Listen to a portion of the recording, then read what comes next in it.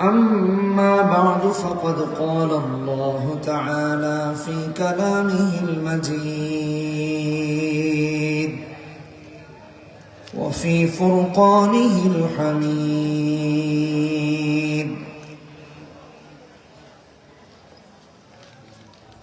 أعوذ بالله من الشيطان الرجيم. بسم الله الرحمن الرحيم. يا أيها الذين آمنوا بالله ورسوله والكتاب الذي نزل على رسوله والكتاب الذي أنزل من قبل ومن يكفر بالله وملائكته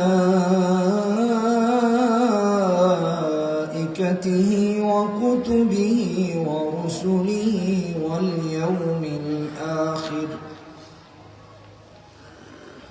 واليوم الآخر فقد ضل ضلالا بعيدا. إن الذين آمنوا ثم كفروا ثم آمنوا ثم كفروا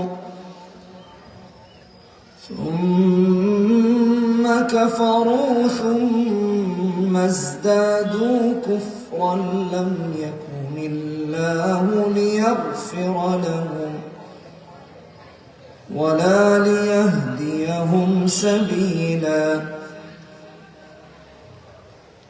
بشر المنافقين بأن لهم عذابا أليما.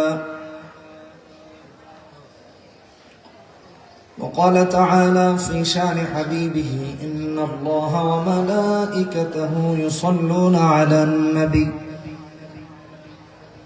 يا أيها الذين آمنوا صلوا عليه وسلموا تسليما. সবাই নামাজের দুরূদ পড়ি। اللهم صل على محمد وعلى آل محمد كما صليت على إبراهيم وعلى آل إبراهيم إنك حميد مجيد. اللهم بارك على محمد وعلى آل محمد كما باركت على إبراهيم وعلى آل إبراهيم إنك حميد مجيد.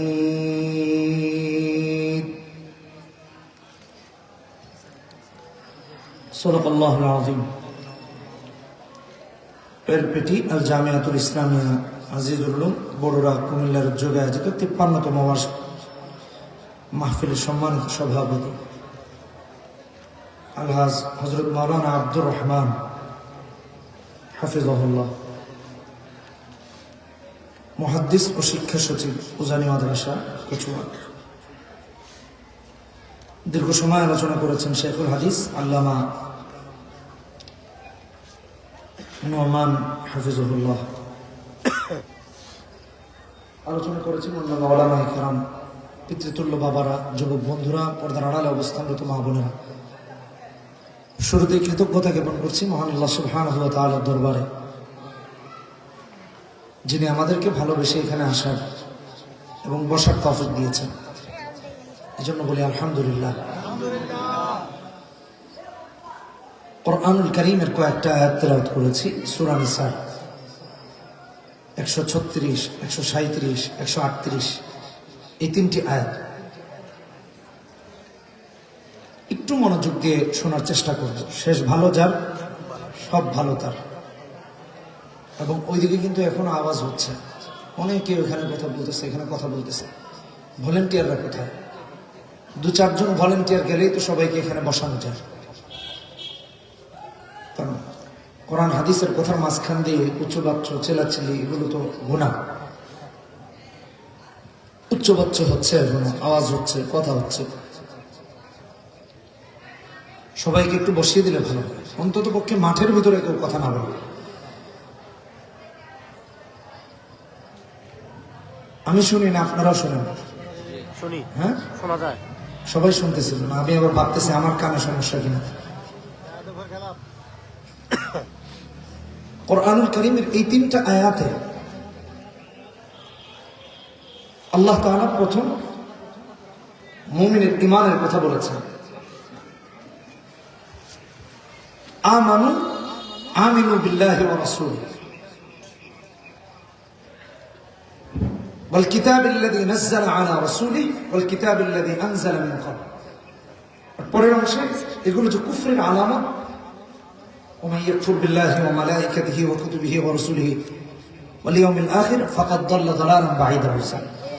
মানে ভ্রষ্টতারও একেবারে দূরসীমায় অবস্থান করতেছে, হেদায়েতের কোনো আশঙ্কা নেই। অতএব মুমিন হতে হলে আল্লাহর উপর, আখিরাতের উপর, সমস্ত কিতাবের উপর, সমস্ত নবী রাসূলের উপর, ফেরেশতাদের উপর ঈমান আনতে হবে। এই আয়াত থেকে বোঝা যায়। সাউন্ড ঠিক আছে? হ্যাঁ, আপনি জাস্ট খালি ইকোটা আরেকটু কমিয়ে দেন, আর কিচ্ছু ধরার দরকার নেই। হ্যাঁ, শুধু ইকোটা কমিয়ে দেন। ওকে, ঠিক আছে। এরপরের আয়াতে আল্লাহ বলছেন ইন্নাল্লাযীনা আমানু সুম্মা কাফারু সুম্মা আমানু সুম্মা কাফারু সুম্মা ইজদাদু কুফরা। এই চিত্র এখন বাংলাদেশের ঘরে ঘরে মুনাফিক। কারণ 138 নম্বর আয়াত আল্লাহ বলছেন বাশশিরিল মুনাফিকিনা বিআন্না লাহুম আযাবান আলীমা। সামনে আল্লাহ আর মুনাফিকের কথা বলছেন। তাহলে প্রথম আয়াত তিলাওয়াতকৃত 3টি আয়াতের ঈমানের ব্যাপারে, দ্বিতীয় আয়াত ঈমানদাররা কাফের হচ্ছে কিভাবে আল্লাহ তার চিত্র তুলে ধরেছেন। মনে হচ্ছে যে 1450 বছরের আগের আয়াত মনে হচ্ছে আজকে নাজিল হচ্ছে আমাদের অবস্থা দেখে। এটা বাস্তবতা।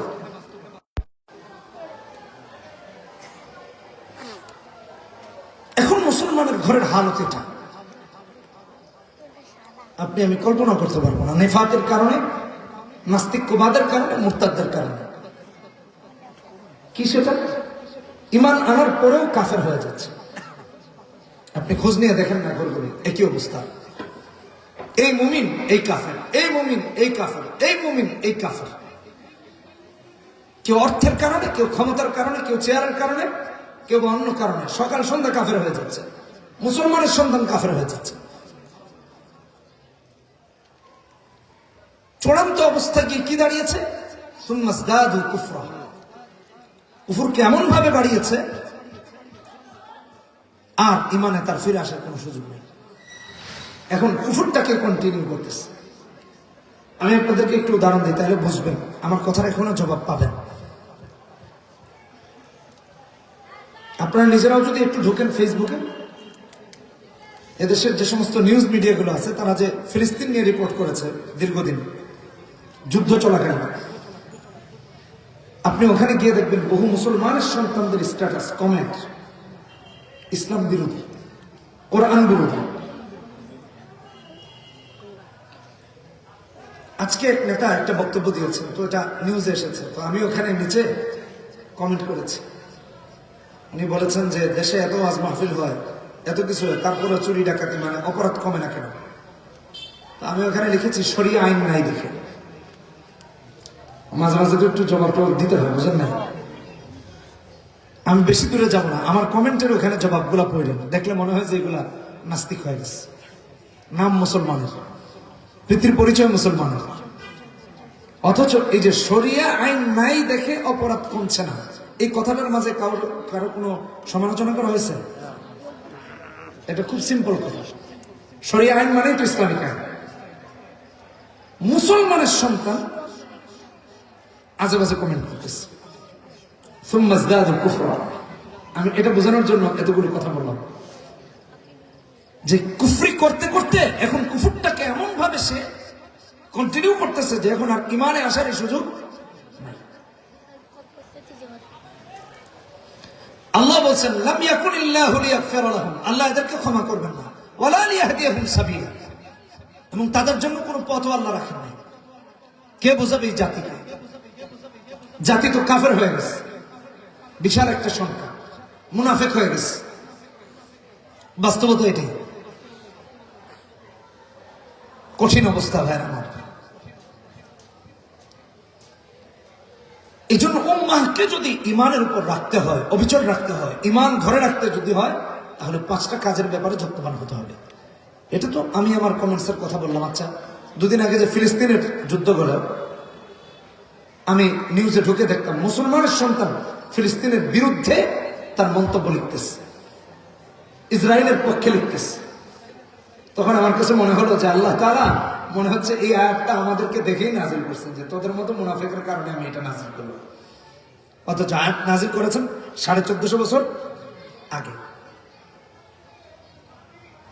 কে বোঝাবে ভাইয়ের আমার?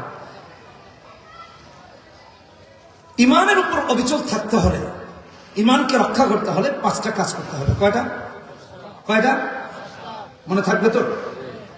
মনে রাখা লাগবে, জোর করে রাখা লাগবে। আর না হলে এত রাতে ঠান্ডার মধ্যে ওয়াজ শুনে বাড়িতে কি নিয়ে যাবে? 1 নাম্বার, কোরআন সুন্নাহ আঁকড়ে ধরা। কোরআন সুন্নাহ আঁকড়ে ধরা 1 নাম্বার হলো এটা। আল্লাহ তাআলা কোরআনে কারিমে বলেছেন, নবীজি হাদিসের মধ্যে বলেছেন, কোরআন এবং সুন্নাহকে যারা আঁকড়ে ধরবে তারা ভ্রষ্ট হবে না, তারা হকের উপর থাকবে। তাহলে 1 নাম্বার কি বললাম? মনে রাখা লাগবে, জিজ্ঞেস করবো কিন্তু, কারণ এটা তো আমাদের ক্লাসের মতো, আমরা এখান থেকে মুখস্থ করে বাড়িতে যাব। 1 নাম্বার কোরআন সুন্নাহ আঁকড়ে ধরা।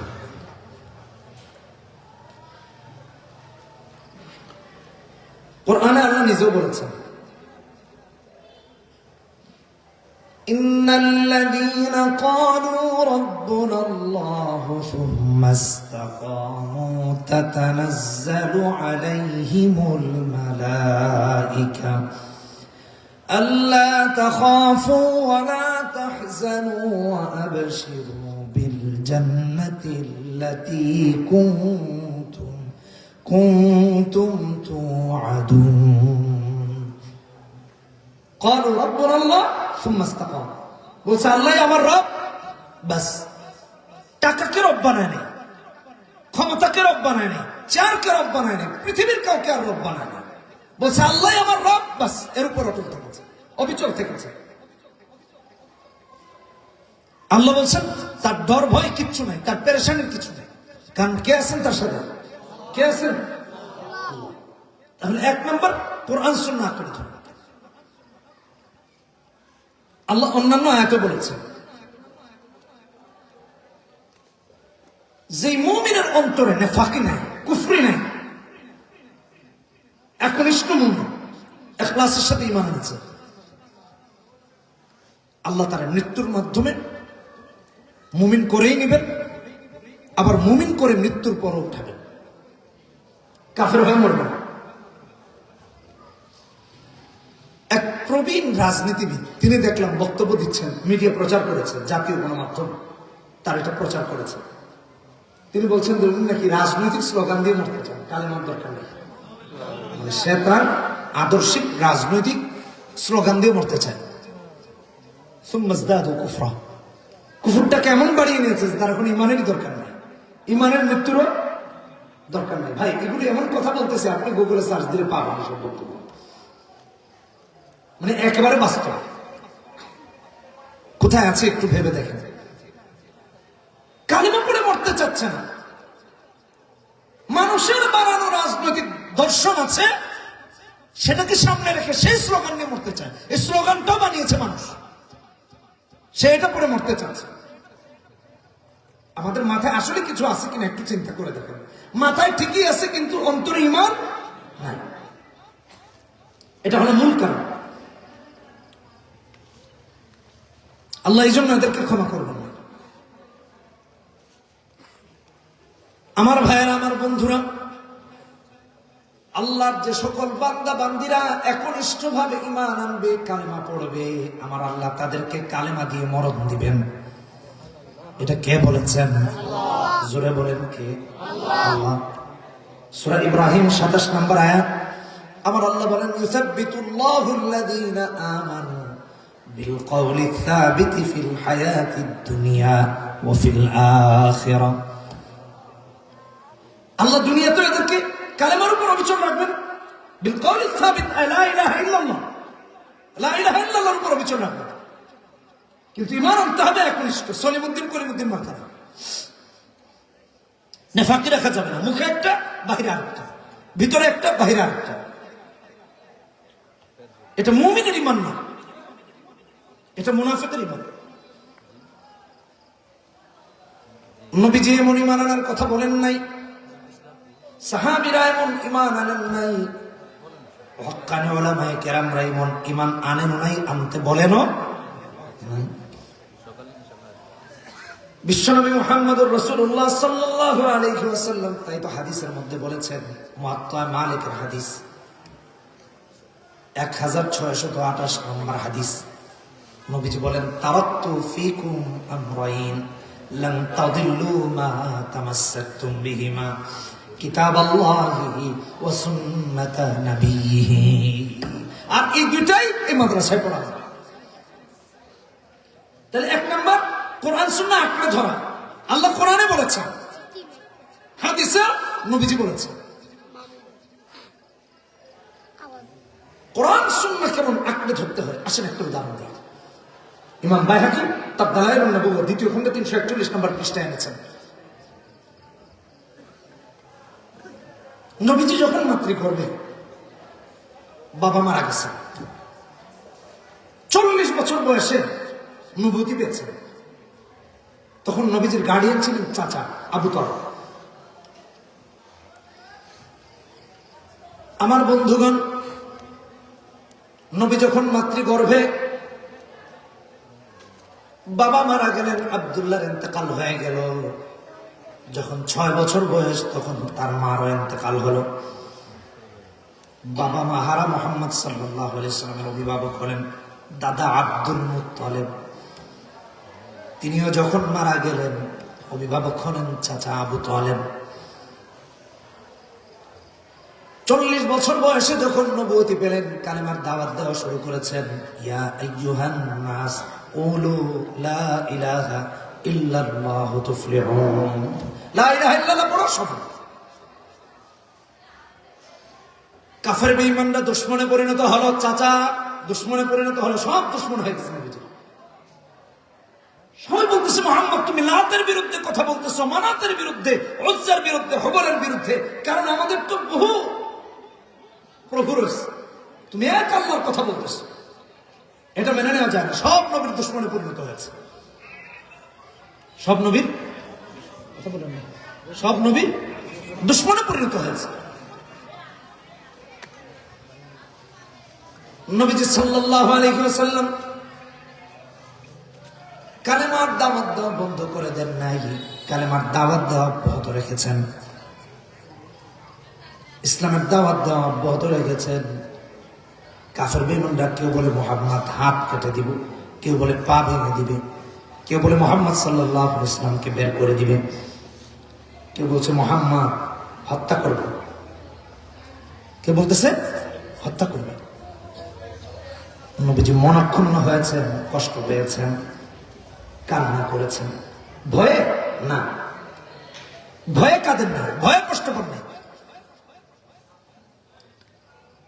নবীজি কষ্ট পেয়েছেন। যে উম্মতকে তিনি কালেমার দাওয়াত দিয়ে জান্নাতে নিয়ে যেতে চান, ওই উম্মত তাদের নবীকে আক্রমণ করতে চায়, হাত কাটতে চায়, পা কাটতে চায়, মক্কা থেকে বের করতে চায়, হত্যা করতে চায়। উম্মত যদি রাসূলের উপর আক্রমণ করে, এই উম্মত কি জান্নাতে যাবে? জাহান্নামে যাবে। নবী হত্যার দায়ে জাহান্নামে যাবে। কথা বুঝেন না? আল্লাহ বলছেন না সূরা আনফালে, وَإِذْ يَمْكُرُ بِكَ الَّذِينَ كَفَرُوا لِيُثْبِتُوكَ أَوْ يَقْتُلُوكَ أَوْ يُخْرِجُوكَ وَيَمْكُرُونَ وَيَمْكُرُ اللَّهُ وَاللَّهُ خَيْرُ الْمَاكِرِينَ। ষড়যন্ত্র করেছে রাসূলুল্লাহর বিরুদ্ধে। নবীকে মারবে, নবীকে হত্যা করবে, পৃথিবী থেকে বিদায় করে দেবে। আল্লাহ তাআলা জবাব দিয়েছেন, ওয়ায়ামকুরুনা ওয়ায়ামকুরুল্লাহ। নবীজি ঘরে আসলেন, চাচা আবু তালেব দেখে বলেন, ভাতিজা কান্না কেন করো? মুহাম্মদুর রাসূলুল্লাহ বলেন, ওগো চাচা যান, ওরা কেউ বলে আমারে মারবে, কেউ বলে হাত কাটবে, কেউ বলে পা কাটবে, কেউ বলে মক্কা থেকে বের করে দিবে, এই জন্য কাঁদি। তবে ইসলাম ছেড়ে দেব বা ভয়ে কাঁদি না, কারণ হলো আমার এক হাতে চাঁদ আর আরেক হাতে যদি সূর্য এনে রেখে দেওয়া হয়, এটা যত কঠিন, এর চেয়েও কঠিনও যদি কিছু হয়, এক সেকেন্ড বা এক মুহূর্তের জন্য ইসলামের দাওয়াত দেওয়া বন্ধ হবে না। কাদি উম্মত তাদের নবীকে মারতে চায়, তাহলে তো জাহান্নামী হবে, এই জন্য ইসলাম ত্যাগ করেন নাই। এই বাবারা, তোমরা উঠো, আবার কথা বলো, কেমনে হবে? তোমরা না সবার আগে এখানে অ্যাক্টিভ থাকবা, তোমাদের প্রবলেম, তোমরা মেজবান। এটা মাহফিল কি মেজবানরা ডিস্টার্ব করে? যে কথা বল, আর যে উঠবে তারা জিজ্ঞেস করবো কি এতক্ষণ কথা হয়েছে, সে বলে যাবে, আন্নারে ছুটি নেই। তাহলে যেই কথা বললাম, নবীজি ভয় পান নাই। নবীজি বলতেছেন, চাঁদ সূর্য যদি দুই হাতে রেখে দেওয়া হয়, তারপরে ইসলাম দাওয়াত বন্ধ করার কোন সুযোগ নেই।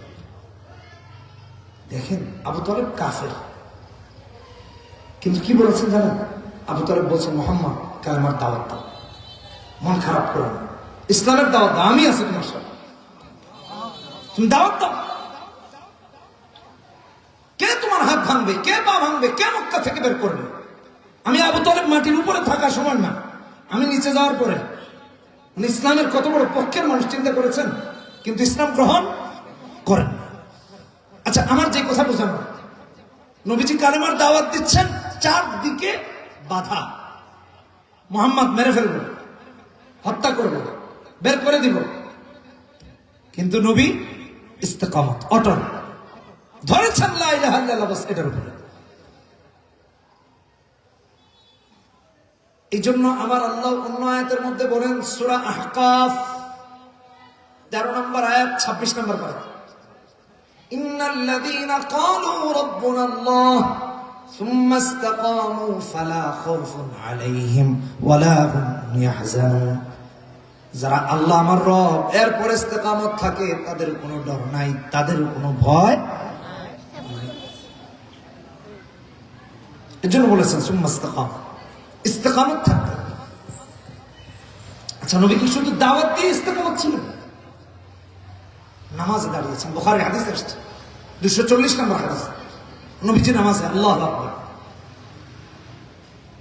আবু জাহেল, আবু লাহাব ওরা বসে আছে দূরে। আবু জাহেল বলতেছে, এই তোমরা কে আসরে গিয়া মুহাম্মদ সাল্লাল্লাহু আলাইহি ওয়াসাল্লামের কাঁধের উপর ময়লা রেখে দিবা, ডাস্টবিন আছে, যাও, কে আসো, পারবা, উঠেন, নাড়ি ঘুরিয়ে এনে নবীজির কাঁধের উপর দিয়ে দাও। মুহাম্মদ সাল্লাল্লাহু আলাইহি ওয়াসাল্লাম সিজদায়। উকবা ইবনে আবি মুঈত অনেক বড় ইসলামের দুশমন, নবীকে অনেক কষ্ট দিয়েছে, দৌড়ে গেছে, নবীজি নামাজের সিজদারত অবস্থায় ওখান থেকে উঠেন, নাড়ি ঘুরিয়ে এনে মুহাম্মদ সাল্লাল্লাহু আলাইহি ওয়াসাল্লামের কাঁধের উপর রেখে দিয়েছে। নাউযুবিল্লাহ বলে।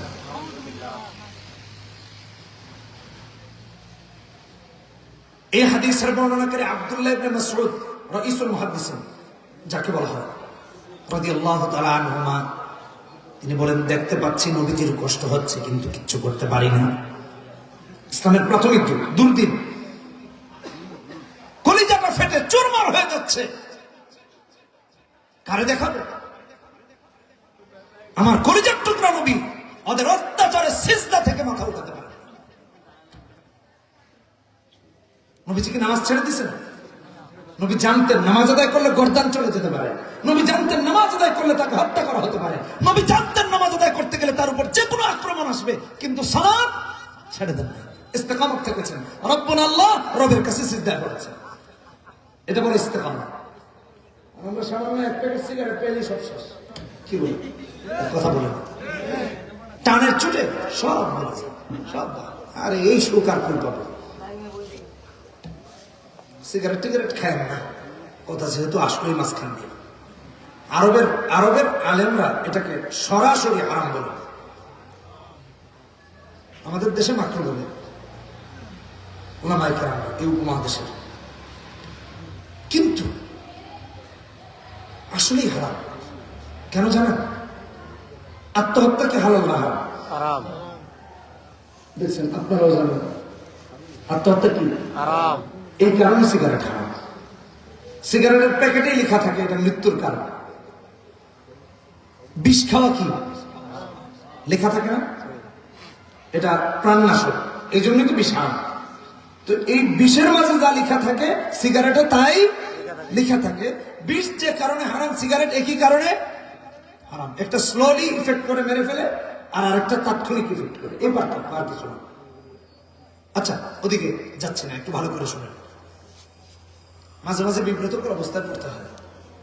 দেখি সলিমুদ্দিন সিগারেট খায়া থুমসে যাচ্ছে, আর তার পিছন দিয়ে হেঁটে হেঁটে যেতে যেতে নাক মুখ ধরে মৃত্যু হল, গন্ধ, কথা বুঝেন নেই।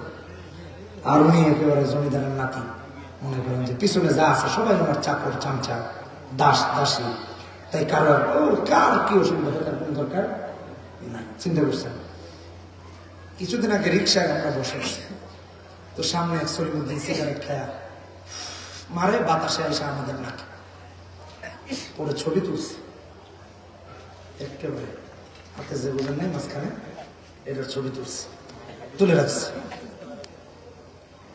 তো কারো যেহেতু সম্মান নষ্ট করার উদ্দেশ্য না, তাই আর এটা কোথাও দেই নাই বা ছাড়ি নাই, বোঝানোর জন্য রাখছে। আমার ফোনে ছবি আছে, এটা দেখেন কত বড় কষ্ট দেয়। নিজে তো লাইফ নষ্ট করতেছে, আরেকজন এটা খায় না, পছন্দ করে না, সে না চাইলেও তার ঘ্রাণ নিতে হচ্ছে, তার দুর্গন্ধ তাকে নিতে হচ্ছে। কতটা অসামাজিক! আল্লাহ হেদায়েত দান করুন। ছেড়ে দিয়ে কি দরকার আছে এটি খাওয়া, তাই না?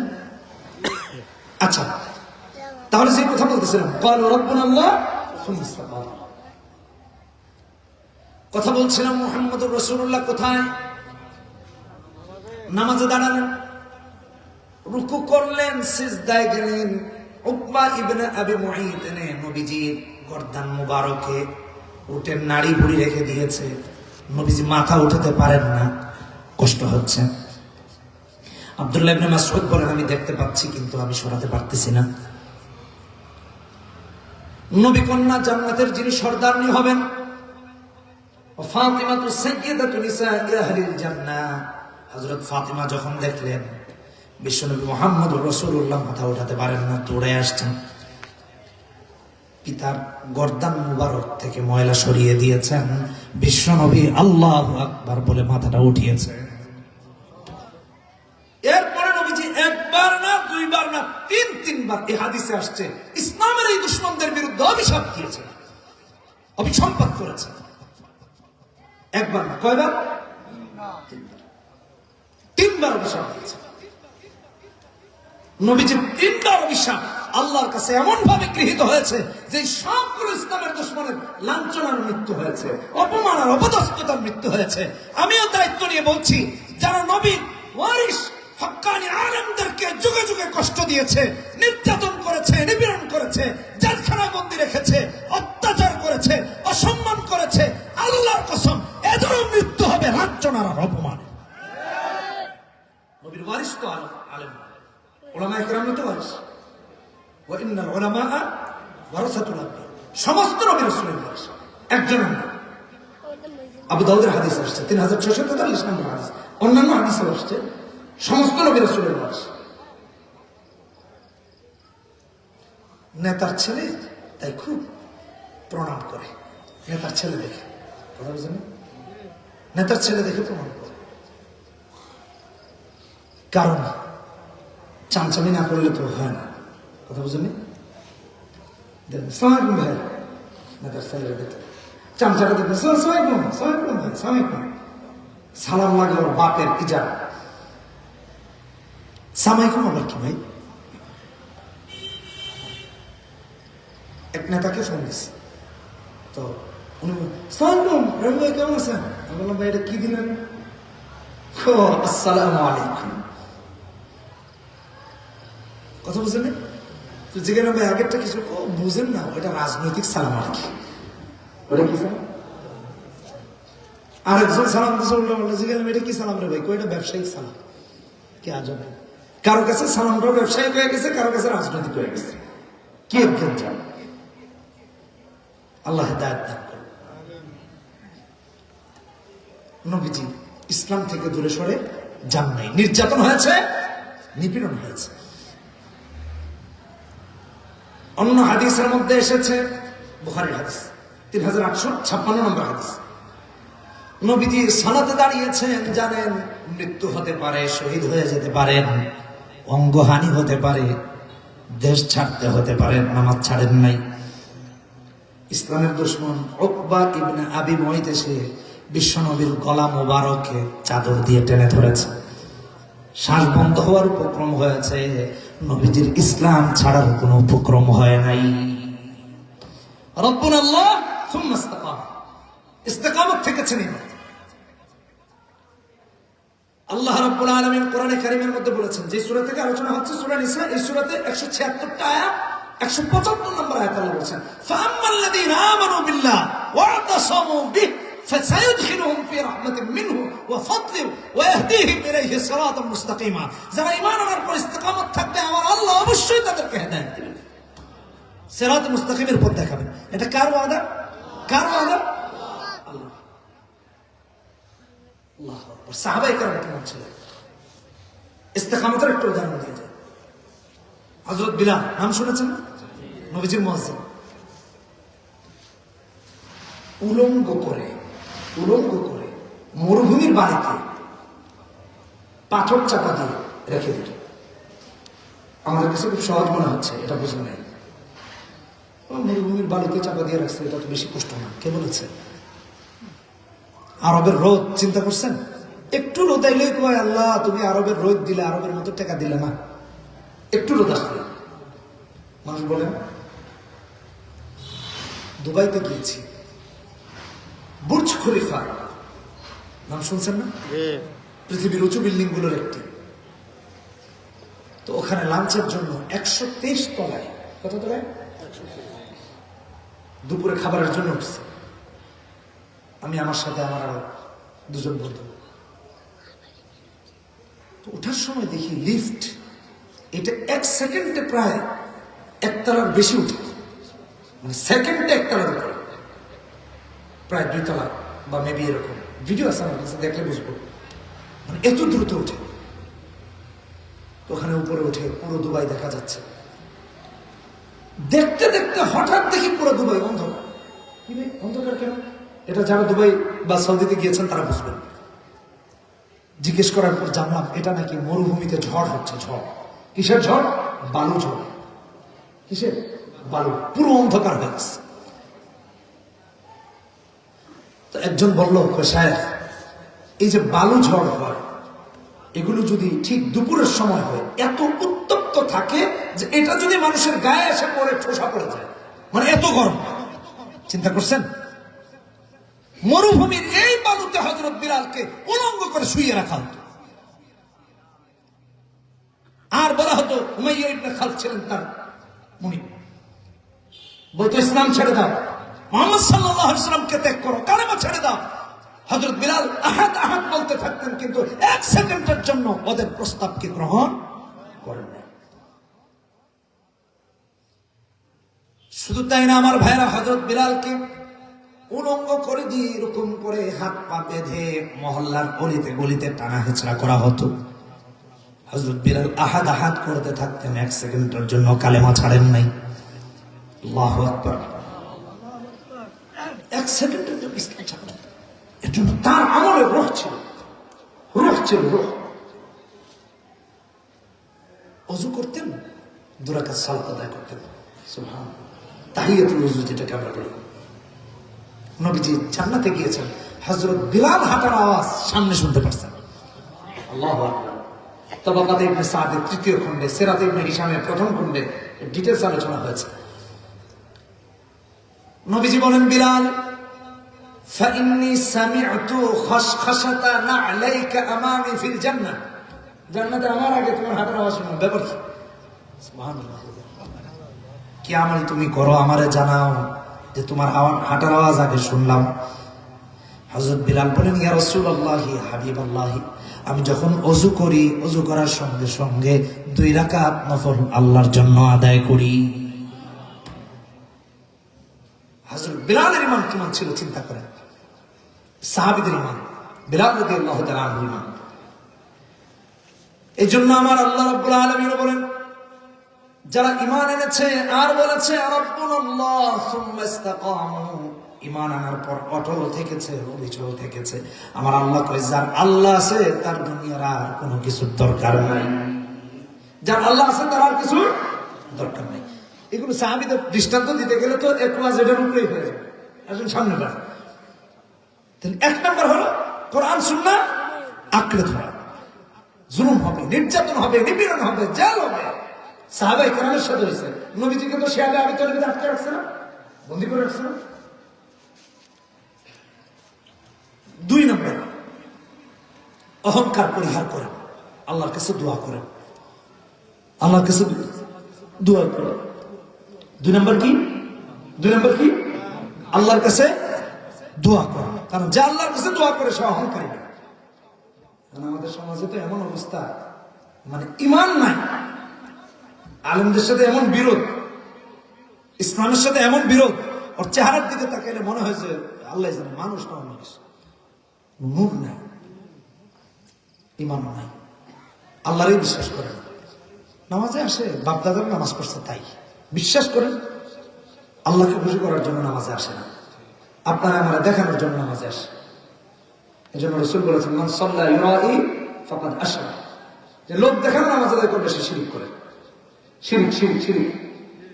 কারণ যেখানে আল্লাহকে দেখাবে সেখানে কাকে দেখাচ্ছে? মানুষকে। এটাই শিরক।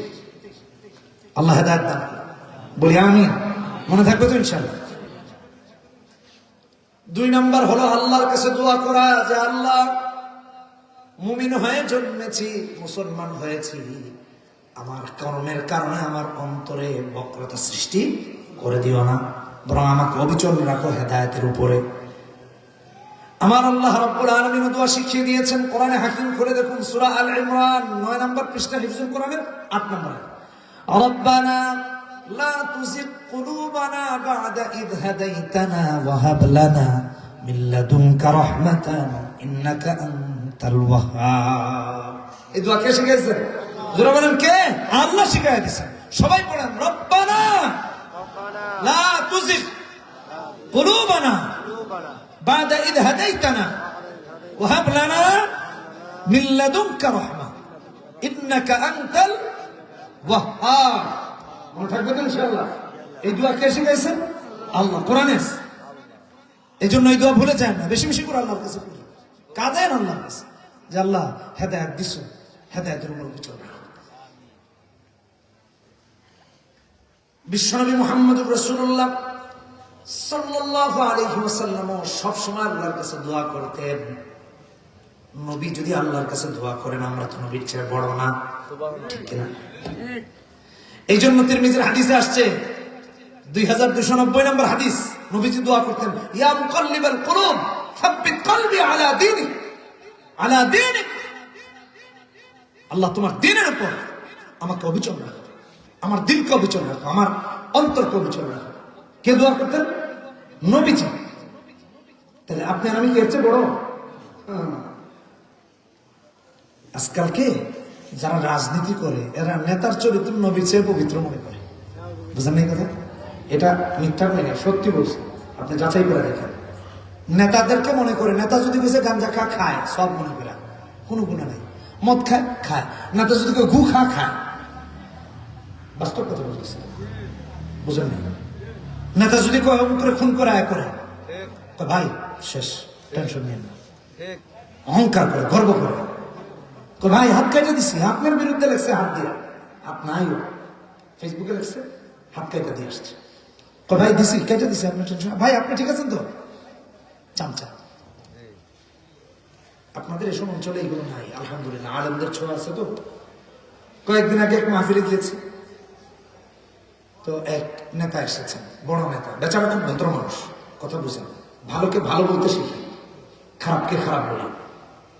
তো উনি এসেছেন, অনেকে আসছে সাথে, বিশাল মাহফিল, আপনাদের ওই বাউন্ডারির আরো বড় স্টেজ।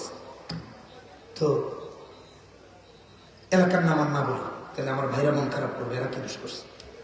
আর দলেরও নাম বলতেছি না, আমার শুধু আচরণটা বোঝানোর উদ্দেশ্য। আয়সা উঠছেন, ওঠার পরে চামচা আছে না সাথে কিছু, ভাই আপনি আপনি আপনি বক্তব্য দিয়ে দেন, ভাই আপনার বাইরে কষ্ট হবে, বাইরে বক্তব্য দিন। চামচা কথাকার, আরে ভাই কোরআনের কথা হচ্ছে, আপনি বক্তব্য দিয়ে দেন মানে? এখানে কথা হচ্ছে কোরআনের।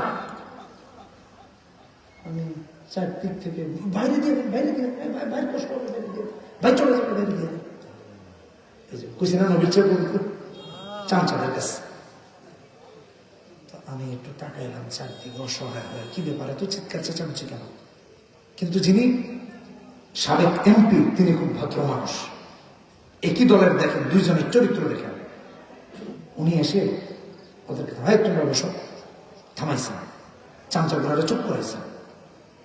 তারপর আমার কানে কানে বললেন, সাহেব আপনি বয়ান করেন, আপনার বয়ান শেষ হওয়ার পরে আমি 1 মিনিট কথা বলবো। দেখছেন কত ভদ্র মানুষ। আর চামচা বলে, এই ভাইয়ের কষ্ট হবে, ভাইয়ের কষ্ট হবে, ভাইয়ের তো পেশাব করতেও কষ্ট হয় না। বাকিটা আর বললাম না। মা কথা কার, এগুলো বন্ধ করো। উনি খুবই ভদ্র মানুষ। তারপরেও যখন ওরা আবার বলছে সব চুপ করা যায়, তোমরা চুপ করো, আমি পরে কথা বলবো, হুজুর বয়ান করতেছে। ওরা একটু বোঝার নাই, বোঝাতে চেয়েছে ভাইয়ের যদি একটু চাটা চোটা যায় পায়ের তলাটা, তাহলে একটু পথটা একটু আগাবে আর কি।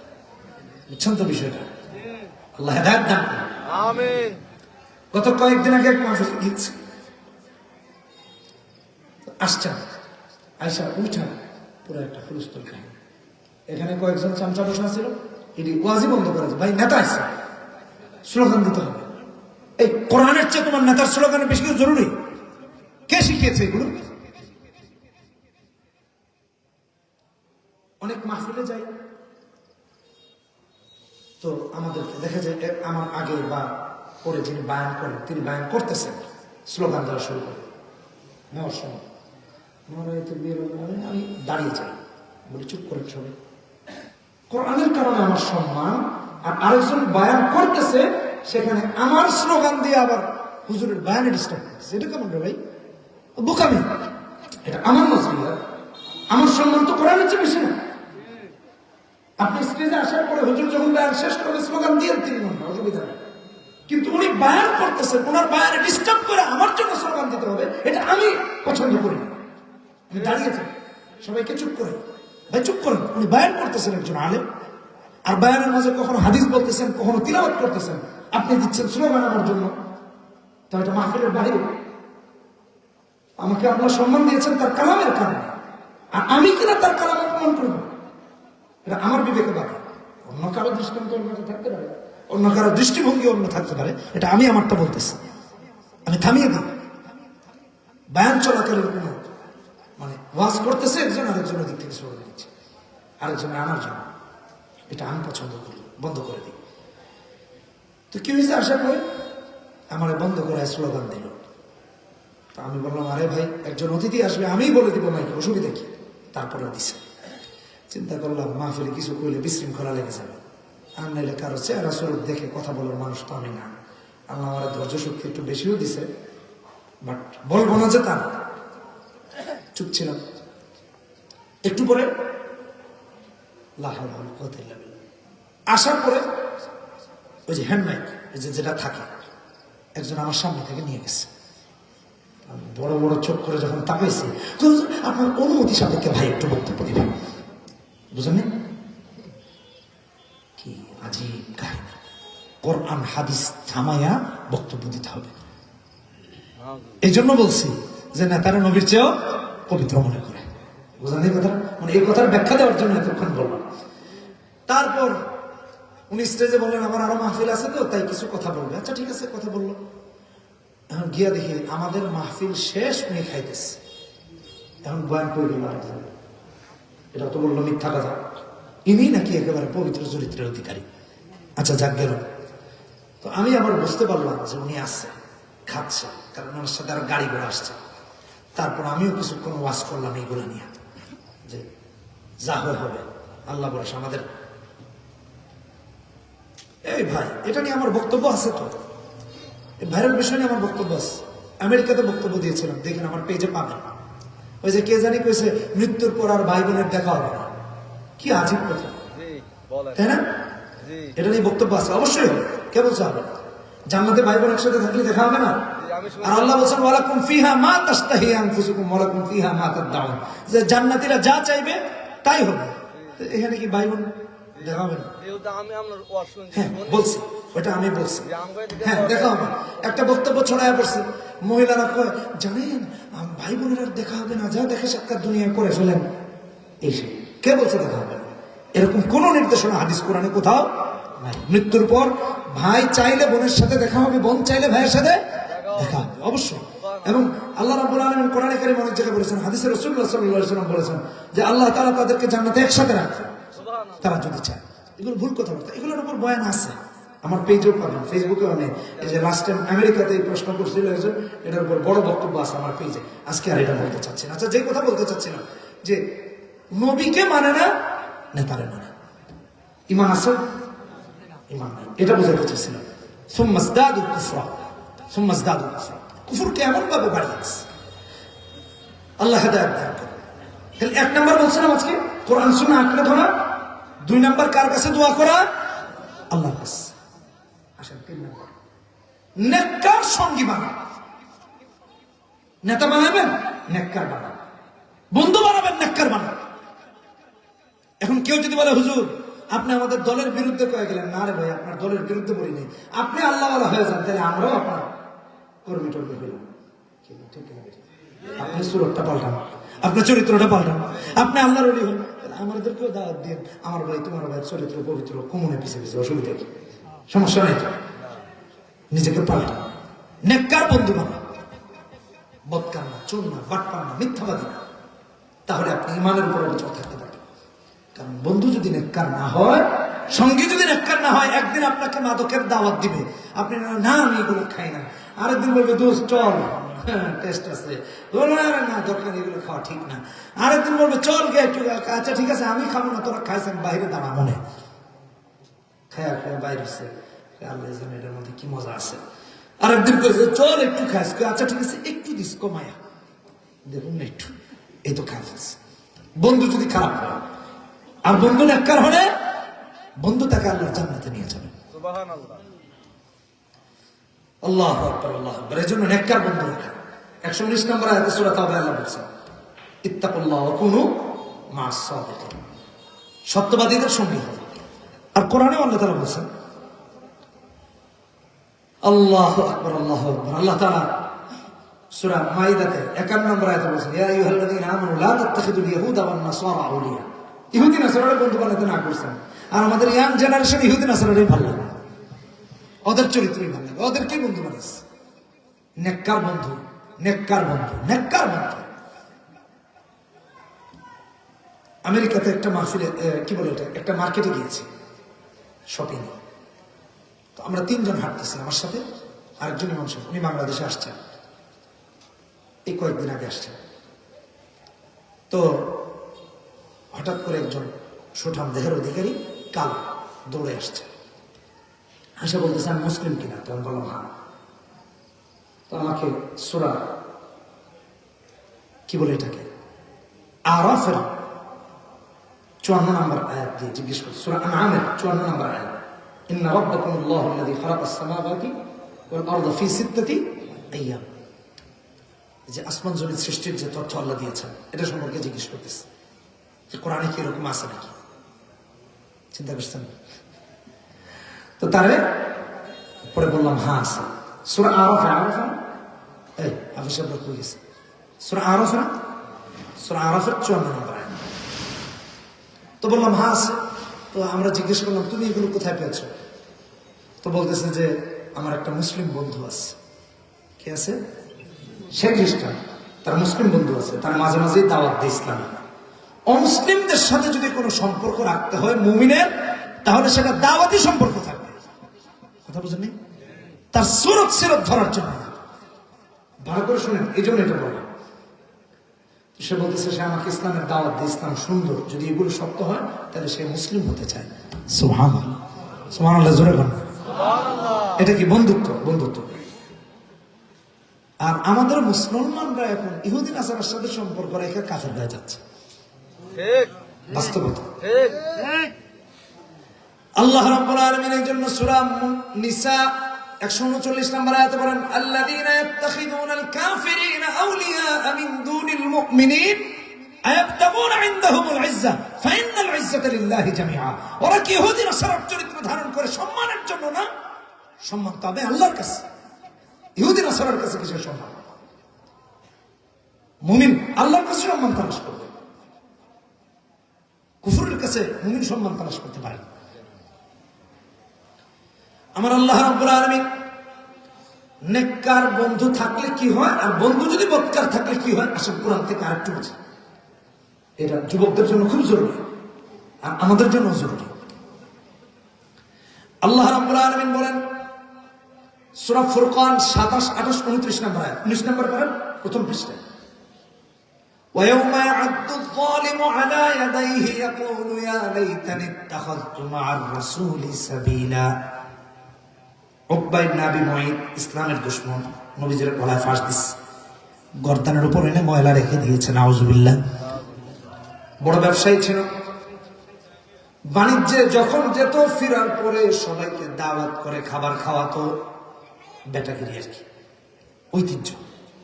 সবাইকে দাওয়াত করেছে, বিশ্ব নবীকেও দাওয়াত করেছে, নবীজিও এসেছেন।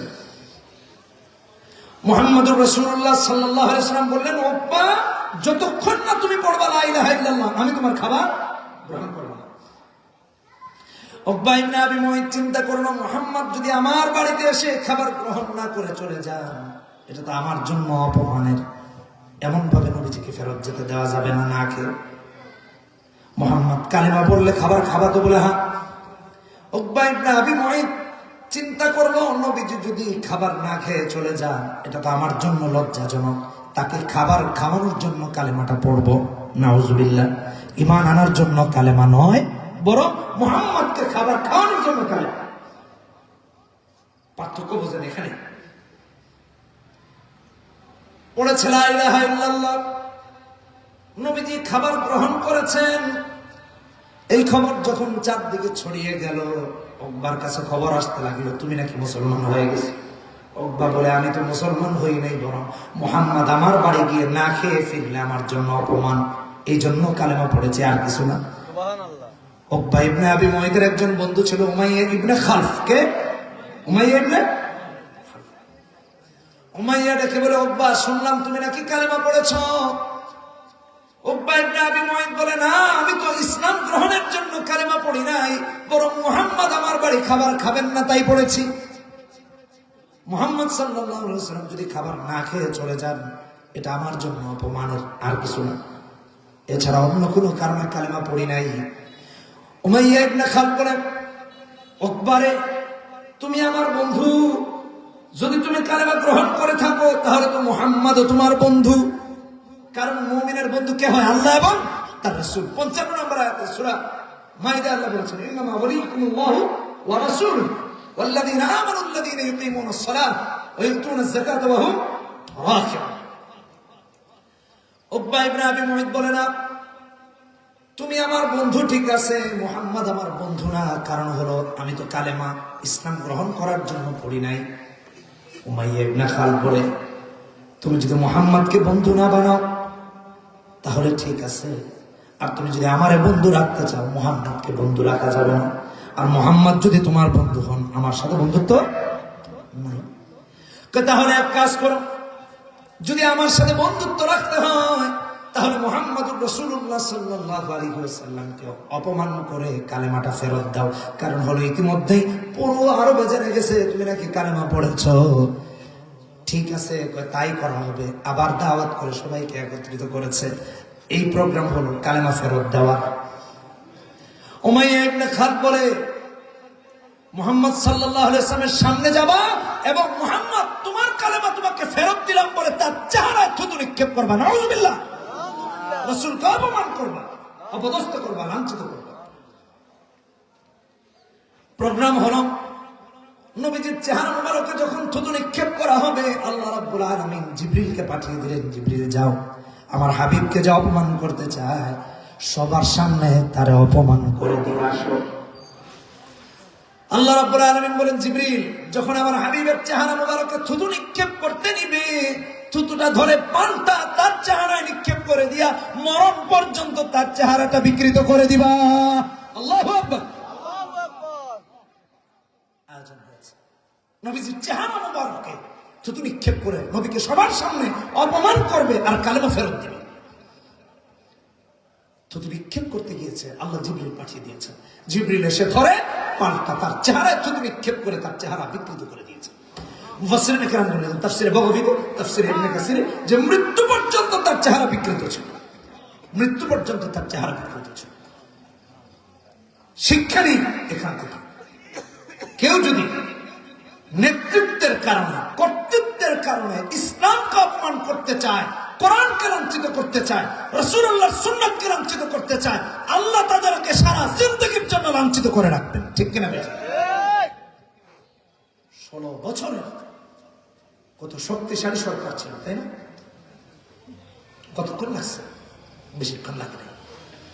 এজন্য কেউ ওই পথে হেঁটে হাঁটবেন না।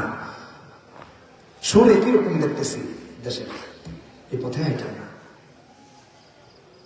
আলেমদের চোখের পানি যখন পড়তে পড়তে আরো সে পৌঁছাবে, তখন মসনদ কিন্তু ঠিকই ডুবে যাবে, নৌকাও কিন্তু টিকবে না, জাহাজও টিকবে না। এটা মাথায় রেখে ইসলামকে অপমান করেন না, হক্কানি আলেমদেরকে অপমান করেন না, কোরআনকে অপমান করেন না। এটা বিনীত অনুরোধ থাকে। যে কথা বলার জন্য দৃষ্টান্ত আনলাম, নেককার বন্ধু বানানো। বন্ধু যদি নেককার হয়, নামাজি হয়, দিনদার হবে। গত কয়েকদিন আগে গুলশানে এক মসজিদে নামাজে ঢুকছি, ওখানে কোয়ার্টার্স। ঢোকার সময় দেখি দুই ছেলে পিছিয়ে পিছিয়ে 7-8 বছরের, দুটার বয়সী ছেলে। একটা মসজিদে ঢুকতেছে তো আরেকটা প্রায় 10 চল নামাজ পড়ে যায়, তাই না ধরে ঢুকেছে। তো আমি দেখলাম 7-8 বছরের, মাশাআল্লাহ ছোট, সে তার আরেক বন্ধুর হাত ধরে কয় নামাজ পড়ে যায়, চল তাই না ঢুকেছে। এটা আমাকে খুব আকর্ষণ করেছে। আমিও চিন্তা করলাম, দেখি ওরা যায় করে আসলেই নামাজ পড়ে না ফাইজলামি করতেছে কোনটা। পোলাপান তো এটুক পোলাপান বয়সে মানুষ তো নামাজের গুরুত্বই বোঝে না বাচ্চারা। গিয়া দাঁড়ালাম, ভাগ্যক্রমে জুতা রেখে আসতে আসতে দেখি ওরা আমার সামনের কাতারে দাঁড়িয়েছে। মাগরিব ছিল, খুব দ্রুত মসজিদ ভরে মাগরিব, শহর কিন্তু শহর গড়ে। তা আমিও তাদের পিছনে দাঁড়িয়েছি নামাজে। দুঃখজনক হলো, যেই ছেলেটা টেনে মসজিদে নিছে ও খুব দুষ্ট, ছোট মানুষ তো, ছোটদেরকে আদর করবেন, বাচ্চারা মসজিদে গেলে তাদেরকে আরো আগ্রহী করে তুলবেন, উৎসাহ দিবেন, কান ধইরা মুড়ামুড়ি দিবেন না। ছোট মানুষ, ও তো দুষ্টামি করবে, ওরা শাসন করতে আপনাকে কে বলছে? ওর উপর তো ইসলামের শরীয়ত এখন প্রতিষ্ঠিত হয়নি, কথা বুঝেন নাই? ওর তো গুনাহ লেখা হয় না, তা আপনি মারবেন কেন? আল্লাহর কাছে যার গুনাহ হয় না, আপনার কাছে তার অপরাধ করছে। সোজা কথা শেষ। বাচ্চাদেরকে মারবেন না, কষ্ট দিবেন না, ধমক দিবেন না সোজা। তা আমি হচ্ছে পিছনে দাঁড়াইছি। এখন যে ডেকে নিচ্ছে মসজিদে, ওর বন্ধু যেটা, ওটার মাঝে একটু আবার ভার বাড়তি আছে, ও আবার খুব চুপচাপ। তো দুজন নামাজে দাঁড়াইছে। যে ডেকে ঢুকাইছে অত কম পাশে, ও একটু পরে এটার ঘুষি দে, কনি দে, থাপ্পড় দে, কানে মুড়া দে, যে পা দিয়া, ডান পা দিয়া ওর বাম পায়ে ঠাস করে পড়া মারে, একেবারে গোড়ালি দেয়। এই ছেলেটা আবার খুব ভদ্র, ডান পাশে যেটা, যাকে ডেকে নিচ্ছে, ও তাকায় না, উফ করে মাগা তাকায় না। ও চিন্তা করছে যে নামাজের গুলো করা, খুব ধৈর্য ধরে আছে। দ্বিতীয় রাকাত পর্যন্ত ধৈর্য ধরে আর পারে না, ও খালি মারতেছে। এরপরে 2 হাত ছাইড়া করতে একটা দিন, বুঝেন নাই কোথায়, একটা দিন তোরে ওটা আবার একটু ঠান্ডা হচ্ছে, আবার শুরু করছে সেম কাজ। তো নামাজ শেষ হয়েছে, দেখি ওরা খুব হাসি খুশি। যাক, আমি ভাবছিলাম একটু ডেকে বলবো, কি খবর, ভালো আছো, একটু জিজ্ঞেস করবো, আর কি উৎসাহমূলক কোনো কথা বলবো, আর ওরা বোঝাবো যে বাবা নামাজে এসে মারামারি করে না। হ্যাঁ, এটা জাস্ট এটুক বলবো, আমার মনে ইচ্ছা ছিল। সালাম ফেরানোর পর ওই যে আমি আল্লাহুম্মা আনতাস সালাম ওয়া মিনকাস সালাম পড়তেছি, আয়াতুল কুরসি পড়তেছি। হ্যাঁ, মানে তাসবিহাত গুলা পড়তেছে, এর মাঝে দেখি কে পিছন থেকে ডাকতেছে, এই, এই, এই। ওদের অভিভাবক বড় মানুষ, দেখলাম উনি ডেকে নিয়ে গেল, আর আমি নাগাল টাগাল পাইনি। যাই হোক, আমার কথাইটা না, দেখেন বন্ধু যদি ভালো হয় তাহলে একটা 7-8 বছরের বাচ্চাও তার বন্ধুকে ডেকে মসজিদে নিয়েছে। সুবহানাল্লাহ। আমি এটা বোঝানোর জন্য হঠাৎ করে মনে পড়লো, আল্লাহ আমাদেরকে হেদায়েত দান করুন। আমরা বন্ধু বানাবো কারে? কারে? নেককার। কাকে? নেককার। তাহলে সে আপনাকে আমাকে জান্নাতে দেবে। আর যদি বদকার হয়, ওই উকবা ইবনে আবি মুঈতের মতো যারা হবে, ওরা কিয়ামতের দিন হাত কামড়ে কামড়ে আক্ষেপ করতে থাকবে, আহারে ওই আলেমের সাথে যদি আমার আজকে সম্পর্ক থাকতো, ওই হুজুরের সাথে যদি আমার আজকে সম্পর্ক থাকতো, আমি যদি আজকে দুনিয়ার এই কর্তৃত্ব আর নেতৃত্ব বাদ দিয়ে নবীজির নেতৃত্ব মানতাম, তাহলে তো আজকে নবীর সাথে আমি জান্নাতে। এই জন্য নেককার বন্ধু কয়টা গেল? কোরআন সুন্নাহ আঁকড়ে ধরা, আল্লাহর কাছে দোয়া করা। 3 নম্বর নেককার বন্ধু বানানো। 4 নম্বর কোরআন হাদিসের জ্ঞান হাসিল করা, অর্থাৎ ইলম, আর ইলম অনুযায়ী আমল করা। 4 নম্বর কি? 4 নম্বর কি? কোরআন হাদিস শেখা এবং তদ অনুযায়ী আমল করা। আর লম্বা করবো না, কোরআন হাদিস শেখা ফরজ। বাল্লিগু আন্নি ওয়ালাউ আয়া, নবীজি বলছেন, বুখারীর হাদিস আসছে। আবার আবু দাউদের হাদিস আসছে, ইবনে মাজার হাদিস আসছে, ইবনে মাজার 229 নম্বর হাদিস আসছে, তালাবুল ইলমি ফারিদাতুন আলা কুল্লি মুসলিম। প্রত্যেকটা মুসলিম নরের উপর আইন শিক্ষা করা ফরজ। ভালো করে মাথায় রাখেন। এটাকে আমরা অবহেলার চোখে দেখি, না ছেলেকে শেখাই, না নিজে শিখি, না অন্যকে শিখাই। মনে থাকবে তো? ইলম অন্বেষণ করা কি? ইলম অন্বেষণ করা কি? ফরজ। কোরআন শিখবো তো? কোরআন শিখবো তো? মনে থাকবে তো? এবং কোরআন শিখে কোরআন সুন্নাহ অনুযায়ী আমল করব। আমল করব, আমল না করলে দরবারে দরবারে ঘোরা লাগবে। নবীজি হাদিসে বলছেন না, ইবনে মাজাহ হাদিস 4241 নম্বর হাদিস, ইজহাদ ফি দুনিয়া ইউহিব্বুকাল্লাহ ওয়াজহাদ বিমা ফি আইদিন নাস ইউহিব্বুকান নাস। দুনিয়া বিমুখ হয়ে আল্লাহ মুখ হইতে হবে, নয়তো মানুষ অপমান করবে। আজকে এক নেতা দেখছি বলতেছে যে আপনারা তো জননী বানাইছিলেন। কি বানাইছিলেন? জননী। জবাব কি দিব বলেন? কেন জননী বানাইতে গেলেন? একজনের জননী বানাইবেন, আরেকজনের জনক বানাবেন, এটা কি আলেমের শান? কারে বলবো এই কথা এখন বলেন? থুতু তো আমার মাথার উপরে ছিল না, আমার উপরে কষ্ট পাইছে, কিছু বলার নাই। এই জন্য দরবারি হওয়া যাবে না, অটল থাকতে হবে। আলেমের কি আত্মসম্মান নাই? হ্যাঁ, আমার আরেকজনের আম্মা বানাইতে হবে কেন? আমার আরেকজনের আব্বা বানাইতে হবে কেন? এমনি যদি আব্বা আম্মা বানাইতে থাকেন, পরে আব্বা আম্মার সিট ভরে গেলে তো দুলা ভাই বানানো শুরু করবে। হ্যাঁ, আত্মসম্মানহীন, আত্মমর্যাদা নাই কোনো। কারে বলবো এই কথা? স্বকীয়তা নাই, নিজস্বতা নাই। আল্লাহ হেদায়েত দান করুন। আমিন। যে বলছে সে তো মিথ্যা কথা বলে না, সত্য কথা বলছে তো। খুবই দুঃখজনক। এ ব্যাপারে কথা বললে আবার আরো 1 ঘন্টা চলে যাবে। দুঃখটা একটু দুঃখই রাখি নাকি সামনে। কয়টা বললাম? 4টা। 5 নাম্বার। কয়টা বললাম? 4টা।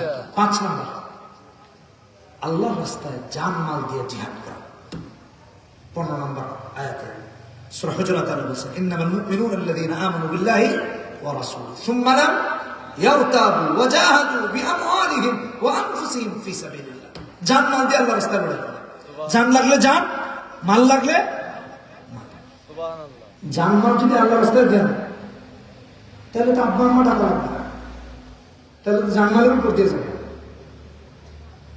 আল্লাহ হেদায়েত দান করুন, বলি আমিন। জোরে বলি আমিন। মনে থাকবে তো ইনশাআল্লাহ? মনে থাকবে তো ইনশাআল্লাহ? আল্লাহ আমাদের সবাইকে কবুল করুন। জোরে বলি আমিন। আরো জোরে বলি আমিন। সুবহানাল্লাহি ওয়া বিহামদিহি সুবহানাকাল্লাহুম্মা ওয়া বিহামদিকা আশহাদু আল লা ইলাহা ইল্লা আনতা আস্তাগফিরুকা ওয়া আতুবু ইলাইক। সবাই পড়ি আস্তাগফিরুল্লাহ আস্তাগফিরুল্লাহ ইন্নাল্লাহ গফুরুর রহিম। বসেন না, একটু সংক্ষেপে দোয়া করি। লা ইলাহা ইল্লাল্লাহ لا إله إلا الله محمد رسول الله محمد رسول الله سبحان الله وبحمده سبحان الله العظيم سبحان الله وبحمده سبحان الله العظيم لا إله إلا الله محمد رسول الله اللهم آمين. اللهم آمين ربنا ظلمنا أنفسنا وإن لم تغفر لنا وترحمنا لنكونن من الخاسرين اللهم آمين ربنا إنك من تدخل النار فقد أخزيته وما للظالمين من أنصار اللهم آمين ربنا هب لنا من أزواجنا وذرياتنا قرة أعين واجعلنا للمتقين إماما اللهم آمين رب ارحمهما كما ربياني صغيرا رب ارحمهما كما ربياني صغيرا রব্বুল আলামিন গুনাহের বোঝা মাথায় নিয়ে তোমার দরবারে হাত তুলেছি اللهم আল্লাহ আজকের মাহফিলকে তুমি কবুল করে নাও آمين এই মাদ্রাসাকে তুমি কবুল আর মঞ্জুর করে নাও آمين রব্বুল আলামিন মাদ্রাসার আসাতিজা কিরামকে তুমি কবুল করে নাও اللهم آمين মুহতামিম সাহেবকে কবুল করে নাও আল্লাহ রাব্বুল আলামিন দীর্ঘ রাত পর্যন্ত প্রচন্ড শীত উপেক্ষা করে তোমার যে সমস্ত বান্দারা এতক্ষণ পর্যন্ত বয়ান শুনেছে আল্লাহ তুমি তোমার কুদরতি চোখ দিয়ে দেখেছো প্রত্যেকের নামগুলো জান্নাতীদের কাতারে জান্নাতীদের অন্তর্ভুক্ত করে লিস্টিভুক্ত করে দাও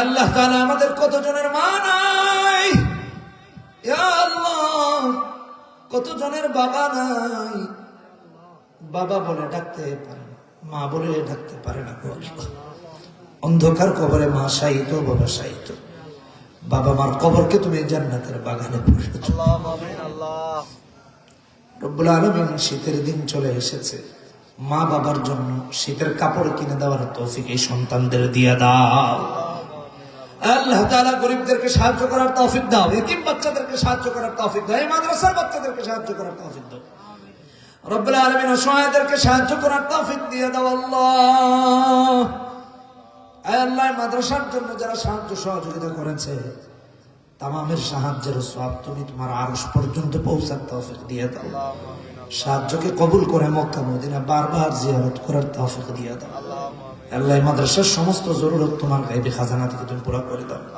আল্লাহ ইয়াকুব ভাই বারবার যোগাযোগ করেছে কষ্ট করেছে দূর থেকে গিয়ে ঠান্ডার মাঝে মোটরসাইকেল দিয়ে নিয়ে আসছে আল্লাহ তাকে তুমি দ্বীনের জন্য ইসলামের জন্য কবুল ও মঞ্জুর করে নাও আল্লাহ উলামায়ে কেরামদেরকে যারা মহব্বত করে নবীর ওয়ারিস উলামায়ে কেরাম আল্লাহ কিয়ামতের দিন নবীর সঙ্গে করে তাদেরকে তুমি জান্নাতে ঢোকার অনুমতি দিয়ে দিও গো আল্লাহ তোমার রহমতের চাদর তাদের মাথার উপর ঢেলে দাও আল্লাহ তোমার রহমত দিয়া তাদের জিন্দেগিটাকে ভরপুর করে দাও আল্লাহ রব্বুল আলামিন জানি না জিন্দেগিতে কার কয়দিন হায়াত আছে আল্লাহ আসমানি জমিনি আযাব আর গজব থেকে তুমি আমাদেরকে হেফাজত করো আল্লাহ গতকালকেও ভূমিকম্প হয়েছে আজকেও ভূমিকম্প হয়েছে اللهم آمين আল্লাহ তুমি আমাদের গুনাহের কারণে আল্লাহ আমাদের গুনাহের কারণে আযাব আর গজব দিও না বরং আমাদেরকে হেদায়েত দিয়ে দাও যেন আর গুনাহ না করি আর যেন পাপ না করি আর যেন অন্যায় না করি গো আল্লাহ আল্লাহ আমাদের সন্তানদেরকে নেককার পরহেজগার দিনদার আমানতদার বানায়া দাও আমাদেরকে সালেহ আবেদ জাহেদ বানায়া দাও মুত্তাকি বানায়া দাও এলাকার ঘরে ঘরে হাফেজ কোরআন আলেমে দ্বীন বানায়া দাও আল্লাহ ঘরে ঘরে দ্বীনের দায়ী বানায়া দাও এই মাদ্রাসার প্রত্যেকটা বাচ্চাকে বড় বড় আলেম বড় বড় হাফেজ বানায়া দাও তাদের বাবা মাদেরকে সম্মানিত করে দাও জান্নাতে তুমি সম্মানিত করে দিও আল্লাহ আল্লাহ আজকের মাহফিলে যে যেখান থেকে এসেছে সবাইকে তুমি কবুল করে নাও যে যেই না উদ্দেশ্য নিয়ে হাত তুলেছে কবুল করে নাও আল্লাহ তাআলা এই শীতের রজনীতে তোমার যে সমস্ত বান্দারা তোমার দিকে হাত তুলে দিয়েছে একটু রহমতের নজর দিয়া তাদের দিকে তাকাও আমিন আমিন বলে চিৎকার করে করে তোমার কাছে বলতেছে আমিন আমিন আল্লাহ তাদের সমস্ত নেক ফরিয়াদগুলো তুমি কবুল করে নাও নেক তামান্নাগুলো কবুল করে নাও অভাব অনটন দূর করে দাও ঋণ পরিশোধের ব্যবস্থা তোমার গায়বী খাজানা থেকে তুমি করে দাও আল্লাহ রব্বুল আলামিন আমাদের তরফ থেকে অসংখ্য গণিত দুরূদ ও সালাম শোনার মদিনায় পৌঁছে দাও রব্বানা তাকাব্বাল মিন্না إنك أنت السميع العليم وتب علينا يا مولانا إنك أنت التواب الرحيم سبحان ربك رب العزة عما يصفون وسلام على المرسلين والحمد لله رب العالمين بحق كلمة طيبة لا إله إلا الله محمد رسول الله والسلام عليكم ورحمة الله وبركاته সবাই ভালো থাকবেন ফজরে যাবেন ইনশাআল্লাহ